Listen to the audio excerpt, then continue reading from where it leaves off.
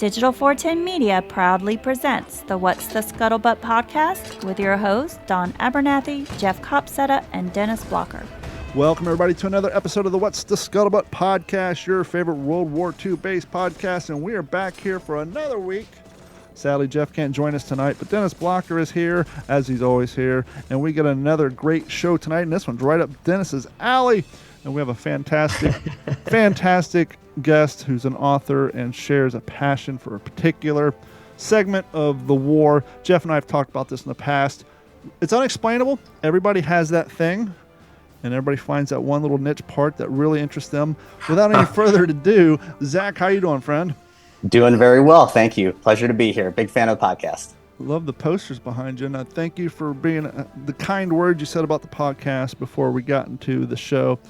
A lot of us who have the privilege to interview World War II vets, very few of us have the privilege to interview a family member who is a World War II vet, to be of the age enough to actually think about it and then have the foresight to record it. Because, you know, particularly people from my generation, you know, our grandfathers were in the war, and they didn't talk about it a lot. After Saving Private Ryan came out, some of the other series, and as their generation started to thin out a little bit, they finally realized, hey, it's no longer braggadocious to talk about this stuff, but more importantly, it's more important so that our friends who didn't come back from the war and those of us who are no longer with us can be remembered, and we can get these stories in print and recordings on record.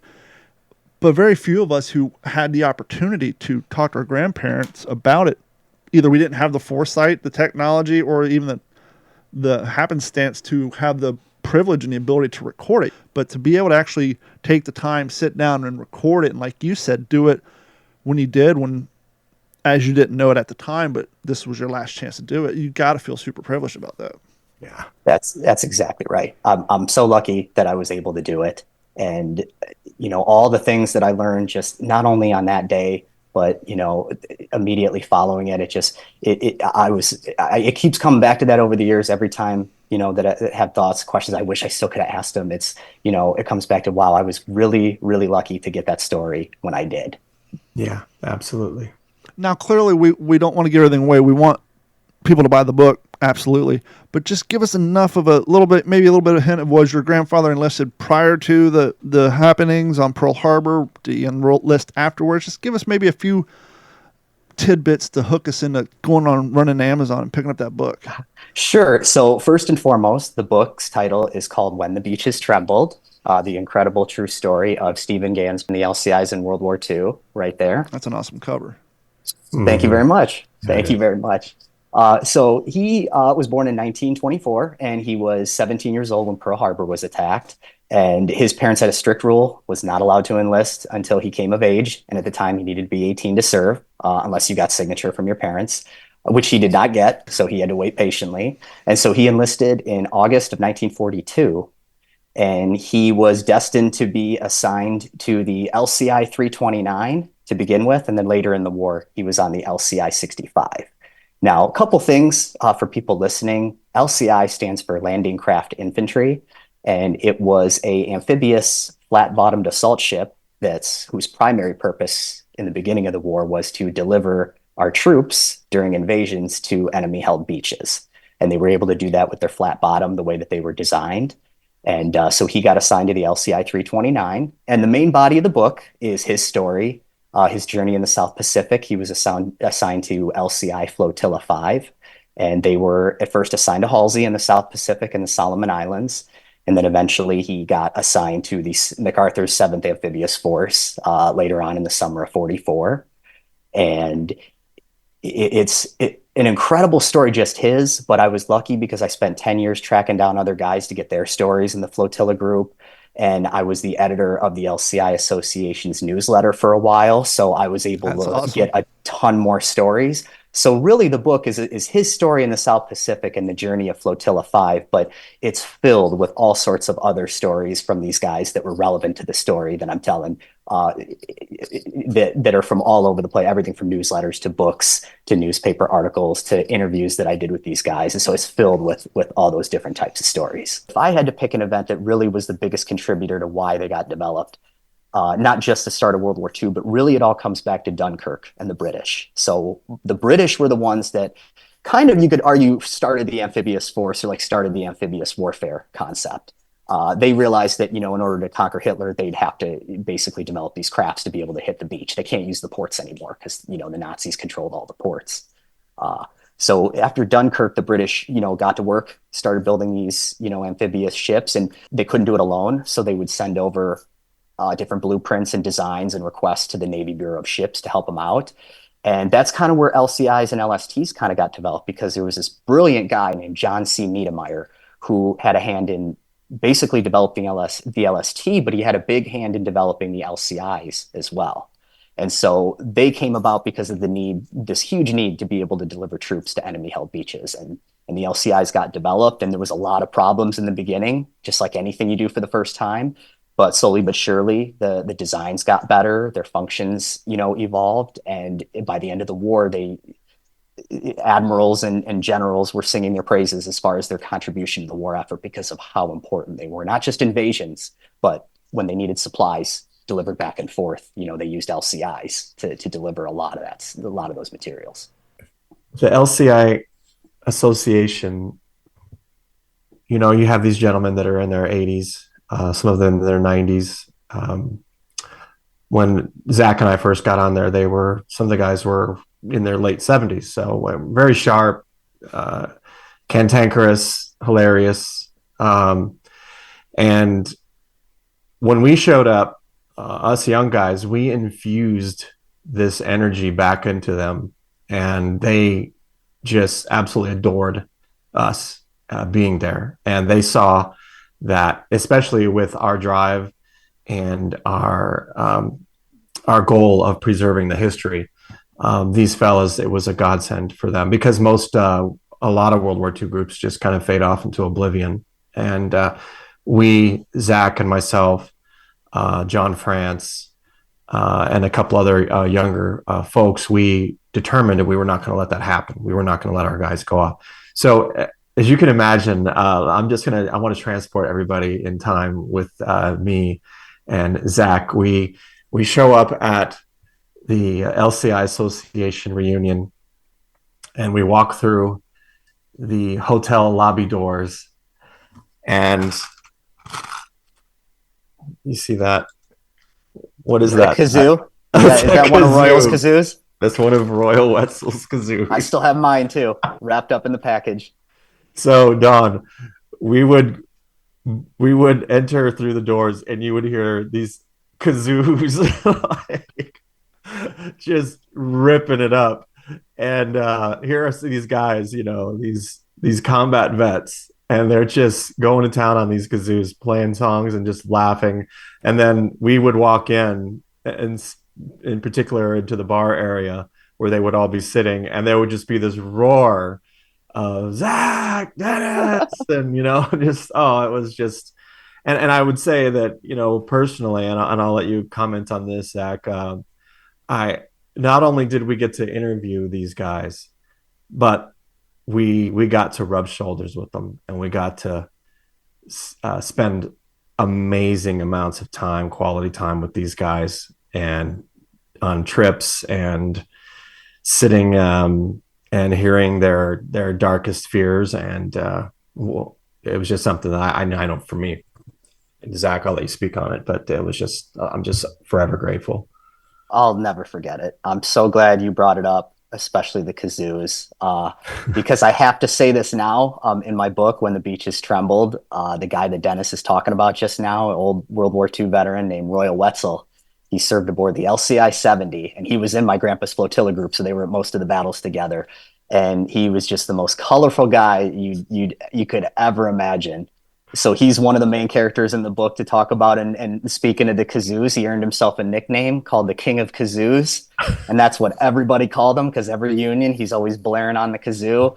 And it's just that moment that we went to the reunion, and the ceremony in Fredericksburg soon after that in March of 2013 was a lot of fun. And Dennis is right. Like, a lot of the vets, all they have is each other. And once they're gone, they kind of fade out into the sunset. But they weren't used to really having young people, not just like their kids' generation, but now their grandkids and their grandkids are starting to come to the reunions, and most of us really want to volunteer. We really were anxious to not just get stories from friends and buddies, but like guys in general, just to see what their experience was like. Was it like my grandpa's story? What funny stories did they have with their buddies to kill boredom? And it was just, yeah. So those reunions were really great. And like Dennis said, you get to rub shoulders with these guys. A lot of these guys before they passed away, I was lucky enough where I got to call some of these guys really good friends, especially Royal. And I'm going to miss him terribly because he was one of my favorite ones that I met. It was a kind of a really cool little snapshot of a personality that would have been on the ship, and he would have been a prankster, and he would have been making people laugh even in the darkest times, because they did get hit by a kamikaze. Was at Lingayen Gulf early January 44 or 45. Was it 44, 45? 45. So it was January 45, 5th, 1945. Yeah. My grandpa was right next to him when it happened. And that's in the book too, that whole story, how they got kamikaze. He even made a comment of how bad he felt for the ones who jumped in the water. That's going to be devastating. I mean, obviously a kamikaze attack on any vessel is devastating, but an LCI is substantially smaller than, a flat top, aircraft carrier. There's less area of boat to be on to give you distance from the impact. I mean, that has to be tremendously devastating to a smaller craft such as an LCI. That's exactly right. And this would be a great time to mention that one of the stories in the book was how my grandpa's second ship, the LCIG, the LCI gunboat 65, they got kamikazed at Lady Gulf in the first few days of the invasion. So it was October 24th, 1944. And like you were saying, just one of those basically scraping and crashing into, one of the guns in the LCI was enough to completely take off like a third of the ship and, completely wipe out the gun that was sitting there. Him as the Lester Eugene Aston was his name. And he was on the number 4 gun at the back starboard side of the ship. And the kamikaze came in there and got him. And he was one of my grandpa's best friends. And he was the cook aboard the ship. So to lose one of their cooks was, an extra painful thing to happen because there were only so many cooks on a small crew like an LCI. Because I'm not sure if I mentioned it, but LCIs only really had a crew of about a platoon size, like about anywhere from 24 to 60 sailors, depending on which one. So, to lose one of the only guys that knows how to cook on the ship, it was tough. Yeah, and a cook too is somebody who is every member of the crew is going to see every single day, and to have him just suddenly just taken out of their existence, would have left a big giant hole, very glaring hole. What's the length of an LCI stem to stern? So it's about 159 feet. It's like 158 and some change, like 158.3 or something. But so about 159 feet long, and it was only 23 feet wide. So not very big, both in length or width. Well, to that point, I just did a quick Google search. The wingspan of a Zero is 39 feet. So if that thing hit just right from wingtip to wingtip, 39 feet out of 159. So 159. That's a huge footprint if that thing hit just right. Oh, yeah. And they got targeted all the same. A lot of history, will tell you that it's only the aircraft carriers and the battleships that got targeted, the big capital ships.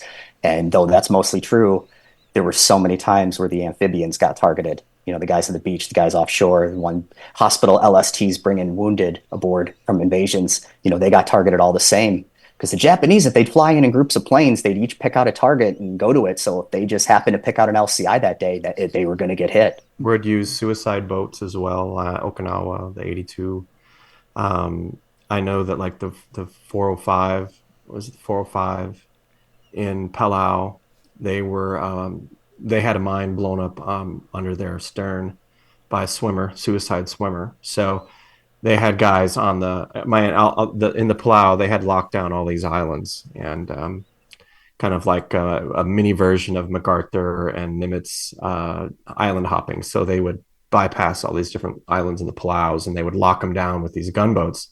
And the guys were manning the rails 24/7 with rifles and Thompsons, and because of the swimmers, and they were aggressive, and there were a lot of them, and they were successful. They were blowing up 396 and 404. Yeah, they almost blew up the 730. Speaking of the Palos, whoever out there in the public has seen the Pacific Episode 5, the ones that deal with Peleliu, that tells the story of the Marines that were on the land just offshore. there was a whole story of the LCIs, that were trying to help them take out pillboxes and things like that. And because they were so close to the island, like Dennis said, they would get kind of kamikaze swimmers where they would take these makeshift rafts and load them up with explosives. And in the middle of the night, when it's pitch black, they would get the bearing of their direction in the day and then swim out there or, raft out there in the middle of the night when it's pitch black and you can't see anything. And, they would try to blow the ship up. In this one case I read about in the Cincinnati by John H. Morrell, the LCI 730, they had like a handful of Japanese that had grappling hooks and they were trying to actually board the ship. Like they were actually trying to get in there and kill crew members. So it was, not only did you have bombs and torpedoes and kamikazes during the day, but once that sun set, they had to worry about suicide swimmers in the dark. So it was like really life on an LCI was terrifying, even after the initial invasion's over. So it's just they had to do it gritty. It's very gritty. It's almost swashbuckling, their version of the Navy's experience in World War II, isn't it? That's a lot of the Navy is they would never even see land. They would never even see the Japanese. They would see aircraft every once in a while, but a lot of the cruisers, and unless they were shelling an island, but the LCIs, to your point, they're in there. They are grappling. At Saipan, they were boarding half-submerged Japanese vessels and going through these ships, door to door, through these ships, clearing the rooms and having these gun battles. This is old school Navy, Mediterranean, like Jolly Roger, like boarding ships and clearing them because their Marines were taking sniper fire from behind from these half-submerged ships. This has been a Digital 410 production.